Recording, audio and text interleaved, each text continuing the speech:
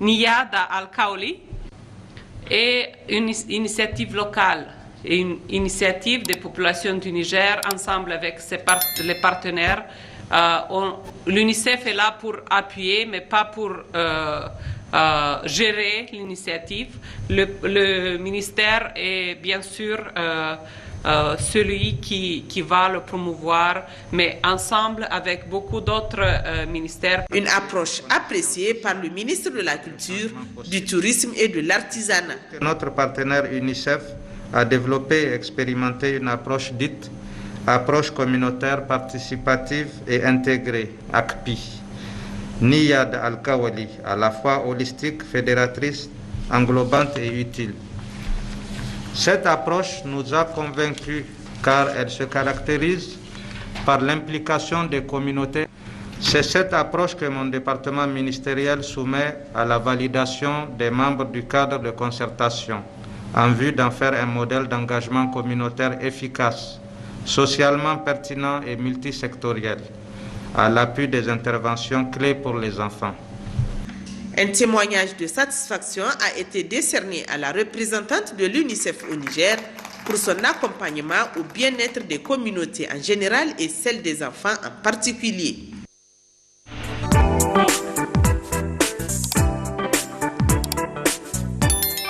La présente rencontre a pour objectif d'examiner pour le compte du Niger les gaps à combler sur la base de l'évaluation de Beijing 25 et des autres analyses nationales afin de décliner des engagements nationaux qui incluront toutes les parties prenantes partant des 6 domaines clés prédéfinis par les prévisions du forum.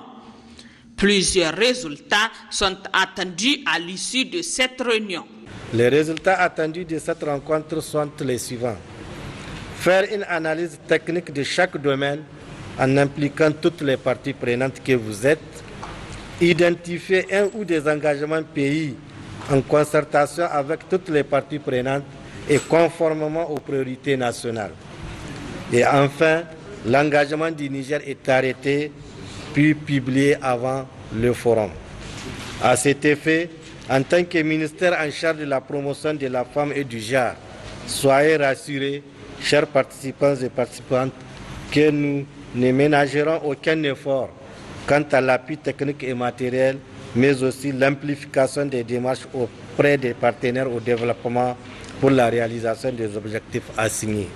Dans le cadre de la mise en œuvre de ce processus, les femmes des organisations de la société civile nigérienne se sont regroupées au sein du mouvement Je m'engage pour mobiliser le gouvernement, la société civile, les organisations internationales et le secteur privé.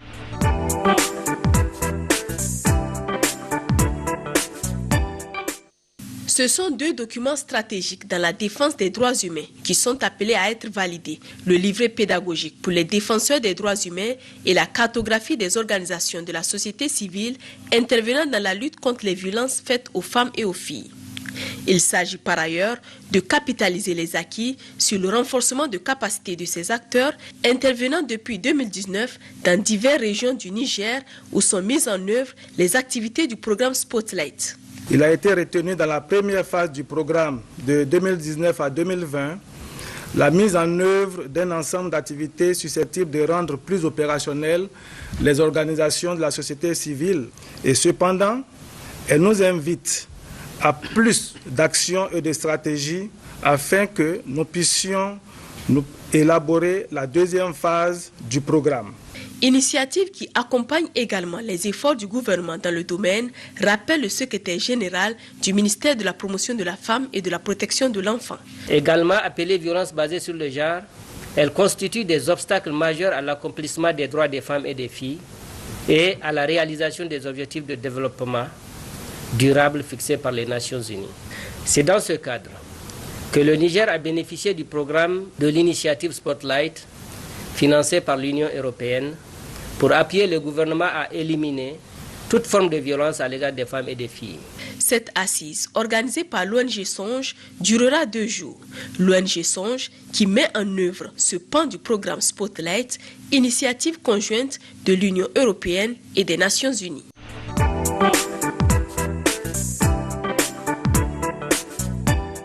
Sur financement franco-italien, 5 corps sont identifiés pour la première phase du projet de mise sur pied de l'École nationale à vocation régionale, gestion coordonnée des frontières. Il s'agit de la police nationale, la garde nationale, la gendarmerie, la douane et les eaux et forêts.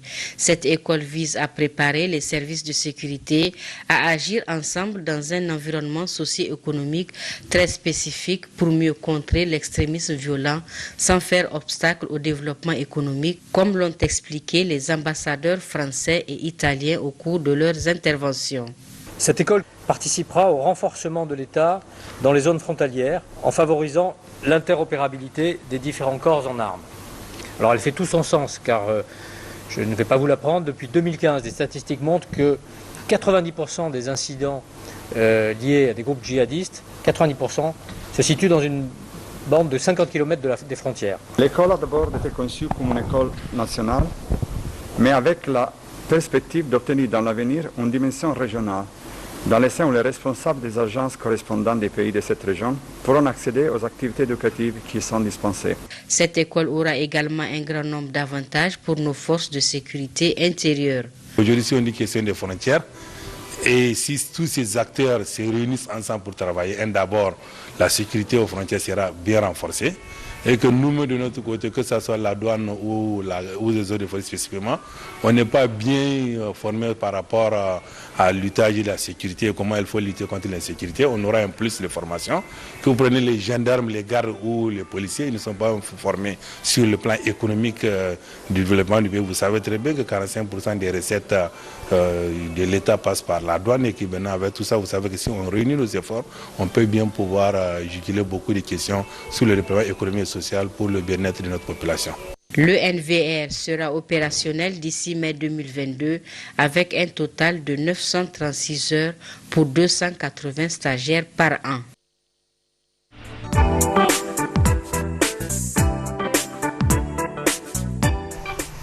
Il s'agit à travers cet atelier de sensibiliser les populations de Lamordé sur le comité local de gestion des plaintes, des missions à lui confier. Et à travers donc cette formation, c'est de pouvoir les informer et les sensibiliser sur quoi ce mécanisme, quel est le processus pour pouvoir introduire une plainte et comment se fait le traitement de cette plainte pour que ça soit recevable au niveau donc, du mécanisme qui a été mis en place par le projet. Ce comité de gestion des plaintes est donc une voie de recours pour toutes les parties prenantes. Les principaux concernés de cette rencontre situent l'importance assignée à cet atelier. C'est d'abord une très bonne démarche, le fait de sensibiliser la population pour qu'elle adhère à la construction de la digue et que ça se fasse conformément à ses attentes. Notre principale attente, c'est que la digue se fasse dans les règles de l'art et que l'objectif visé soit atteint, qui consiste donc à protéger la population des inondations multiples qu'on a observées depuis un certain nombre de temps. Heureusement, cette fois-ci, dans la prise en charge de la construction de la digue, la population a été associée. Le président du dit comité, le maire de l'arrondissement 5, ont dans la même foulée demandé aux uns et aux autres de se référer au comité local de gestion des plaintes pour tout litige ou contentieux les concernant.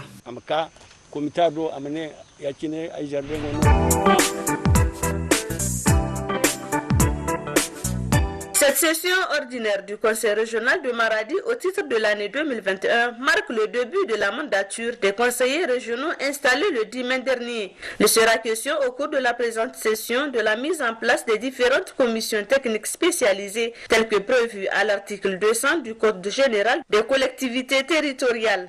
Il s'agit de la commission chargée des affaires financières, la commission des affaires sociales, culturelles et sportives, la commission développement rural et environnement, la commission chargée des affaires économiques, la commission chargée des affaires foncières et la commission des affaires générales, institutionnelles et de coopération. Par ailleurs, il m'a semblé fondamental que cette session inaugurale se penche sur les dispositions légales et réglementaires organisant et balisant nos rapports au sein du Conseil. Et cela dans le souci de créer un climat de respect mutuel. C'est fait que nous allons nous approprier le Code général des collectivités territoriales et le règlement intérieur du Conseil régional. La mise en place des commissions parachèvera l'installation des outils de travail du conseil régional et permettra à terme d'engager des réflexions et analyses sur différents aspects de la vie économique de la région, qui est d'ailleurs l'objet central de sa mission. C'est pourquoi le secrétaire général de la région, Abdelkarim Soumana, a dans son allocution appelé les conseillers régionaux à plus d'abnégation pour traiter les points inscrits à l'ordre du jour afin que leurs travaux soient couronnés de succès.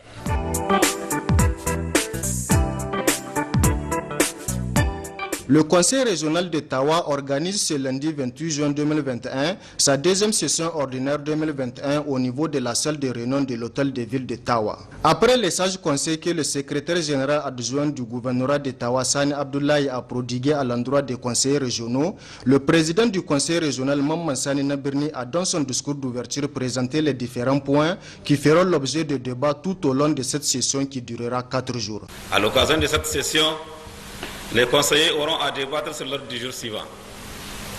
Examen et adoption du procès verbal de la session budgétaire 2021, tenue du jeudi 25 au dimanche 28 février 2021. 2. Examen et adoption du règlement intérieur du conseil régional de Tawa. 3. Mise en place de commissions spécialisées. 4. Premier remaniement budgétaire au titre de l'année 2021. 5. Partage des annexes du PV de passation de services entre les PCR entrants et sortants. 6. Communication du programme Améliorer la gestion des défis migratoires au Niger, projet. 7. Divers. A noter qu'en marge de ces propos, le président du conseil régional a exhorté les conseillers régionaux à ne privilégier que l'intérêt général de leur mission afin de relever les différents défis auxquels ils font face pour garantir le bien-être de la population de la région de Tawa.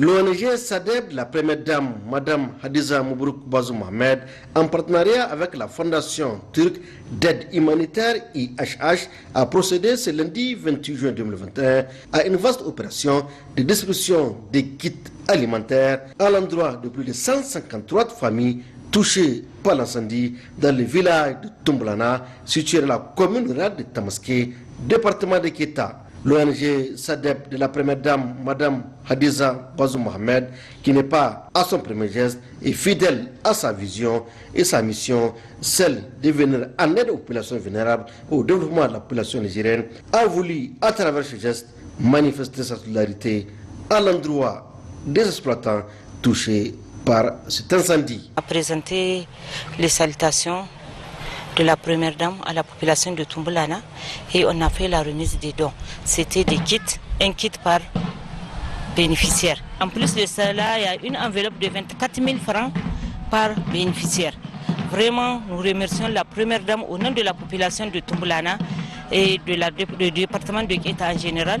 Et nous remercions aussi l'ONG IHH qui nous a appuyés à travers ce don. En réponse à cette solidarité de l'ONG SADEB, les maires de la commune de Tamaské et les bénéficiaires ont exprimé toute leur reconnaissance à l'endroit de la première dame, Madame Hadiza Moubourk Bazou Mohamed, pour son appui multiple et multiforme.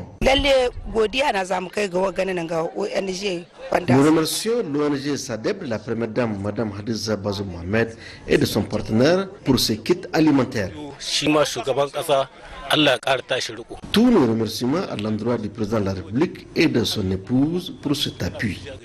Le représentant de la Fondation turque d'aide humanitaire IHH a réaffirmé sa volonté et son engagement à renforcer son partenariat avec l'ONG SADEB de la première dame, Madame Hadiza Bazou Mohamed, dans sa démarche de solidarité et de son soutien à l'endroit de la population nigérienne.